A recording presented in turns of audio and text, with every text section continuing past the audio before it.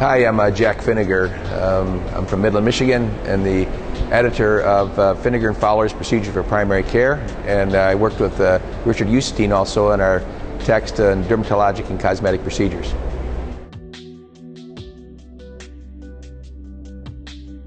And in the third edition now, obviously a lot of things have changed. Cosmetic, aesthetic medicine has really changed.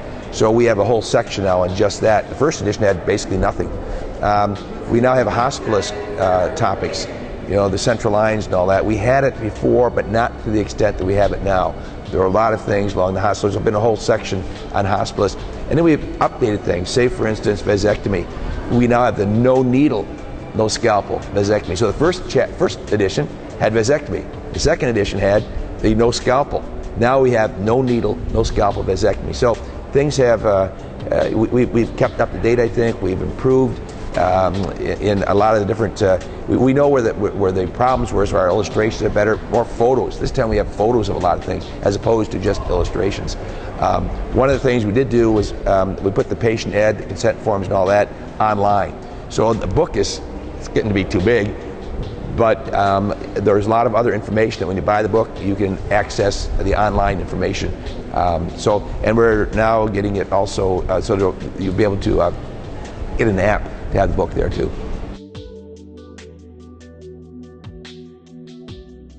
You asked why the derm text? Because a lot of people don't want all the comprehensive procedures that we have in the major text. All they want is derm, and they want cosmetics. So Rebecca Small did a cosmetic section in the derm text, just excellent. And we have different authors in our book. Yes, we do have a lot of the same topics, but for people who want the more focused derm, cosmetics, it's aesthetics, it's there in that other book where Eustein is the primary editor. It's a little bit more detailed, more pictures. It isn't quite, our big text isn't quite as in-depth. The basics are there, but we go into it a little bit more in the other dermatologic text.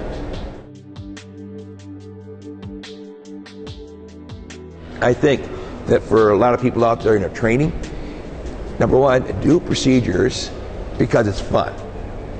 Do it because you can reduce healthcare costs tremendously, and that's going to be important in the future. Do it because patients want it. They don't want to be referred to somebody else. You know, average waiting time in other offices, you know, an hour and a half, 2 hours. People work now. Yeah, you know, you're working, okay?